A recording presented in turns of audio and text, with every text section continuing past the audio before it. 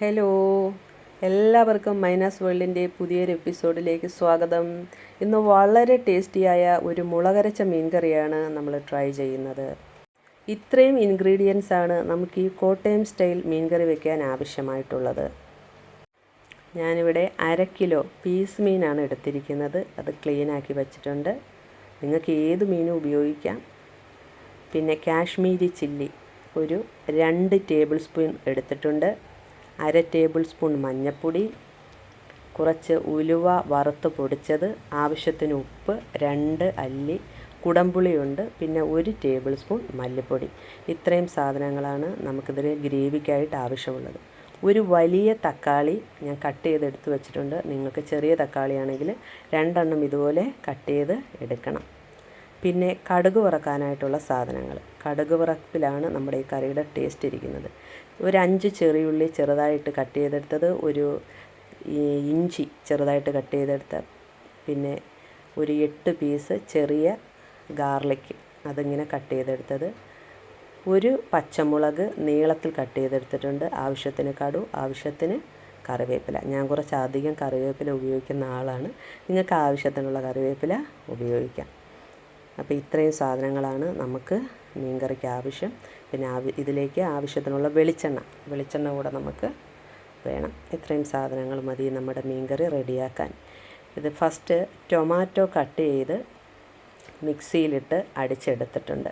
ഇങ്ങനെ വെള്ളമൊന്നും ആഡ് ചെയ്യരുത്, ടൊമാറ്റോ മാത്രം കട്ട് ചെയ്ത് മിക്സിയിൽ അടിച്ചെടുത്തതാണിത്.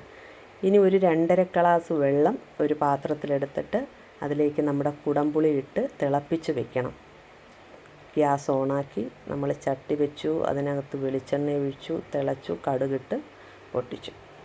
കടുകിട്ട് പൊട്ടിക്കഴിഞ്ഞാൽ ഇതിനകത്ത് നമുക്ക് കടുക് വറക്കാനുള്ള സാധനങ്ങൾ ഓരോന്നായിട്ട് ഇട്ട് കൊടുക്കണം. ഇഞ്ചി ഇട്ടു, ഇനി ഇതിലേക്ക് നമ്മൾ വെളുത്തുള്ളി ഇട്ടു, ഇനി ചെറിയുള്ളിയും കൂടെ അരിഞ്ഞു വെച്ചതും കൂടി ഇട്ടിട്ട് നമ്മളൊന്ന് ഇളക്കി കൊടുക്കണം.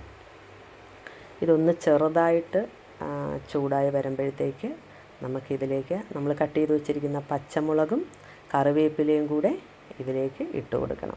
പച്ചമുളകും കറിവേപ്പിലയും കൂടി ഇട്ടിട്ട് നമ്മൾ നന്നായിട്ട് ഇളക്കി കൊടുക്കണം.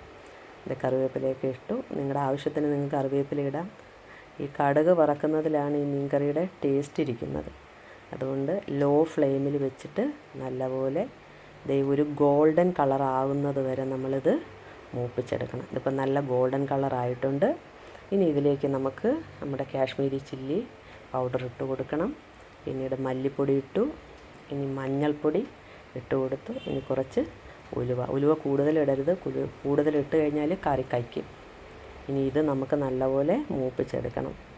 ഒരു എണ്ണ തെളിയുന്ന പരുവം വരെ നമ്മളിത് ഇങ്ങനെ മൂപ്പിച്ചെടുക്കണം. ലോ ഫ്ലെയിമിൽ വെച്ചാൽ നമ്മളിത് ചെയ്യേണ്ട, അല്ലെങ്കിൽ കരിഞ്ഞു പോവും. ഇനി ഇതിലേക്ക് നമ്മൾ അടിച്ചു വെച്ചിട്ടുള്ള തക്കാളി ഇതിലേക്ക് ഒഴിക്കണം. ഇതും ഒഴിച്ച് കുറച്ച് സമയം നമ്മളിങ്ങനെ ഇളക്കിക്കൊണ്ടിരിക്കണം ലോ ഫ്ലെയിമിൽ. ഇത് കുറച്ച് സമയം ഇങ്ങനെ ഇളക്കി കൊടുക്കുമ്പോൾ ഇത് നന്നായിട്ട് മൂത്ത് വരും. എണ്ണയൊക്കെ മുകളിൽ വന്നിങ്ങനെ മൂത്ത് നല്ല പാകമാവുന്നത് വരെ നമ്മൾ ഇളക്കിക്കൊണ്ടേയിരിക്കണം. ഇതുപോലെ ആവണം. ഇതുപോലെ ആയിക്കഴിഞ്ഞാൽ നമ്മുടെ ഗ്രേവിക്ക് ആവശ്യമായ സാധനങ്ങൾ റെഡിയായി.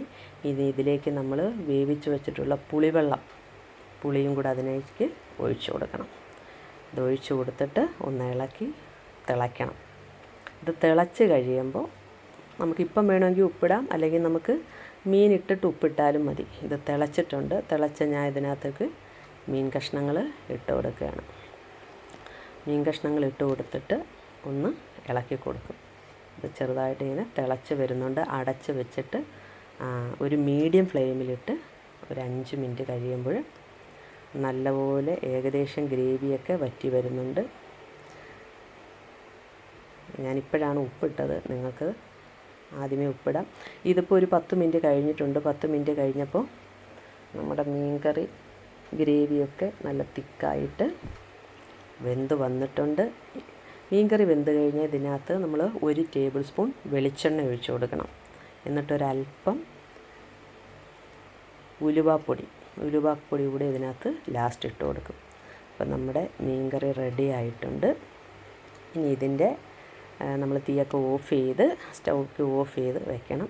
ഇനി അത് അവിടെ ഇരുന്ന് ചെറുതായിട്ടൊന്ന് കുറുകും. ചട്ടിയുടെ ചൂട് കൊണ്ടൊന്ന് കുറുകി നല്ല സ്റ്റൈലായിട്ട് വരും നമ്മുടെ മീൻ കറി.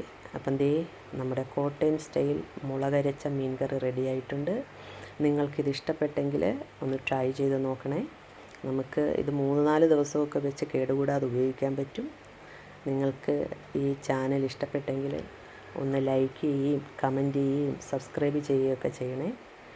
അപ്പം വീണ്ടും ഇതുപോലുള്ള റെസിപ്പിയുമായി വരാം. ബൈ.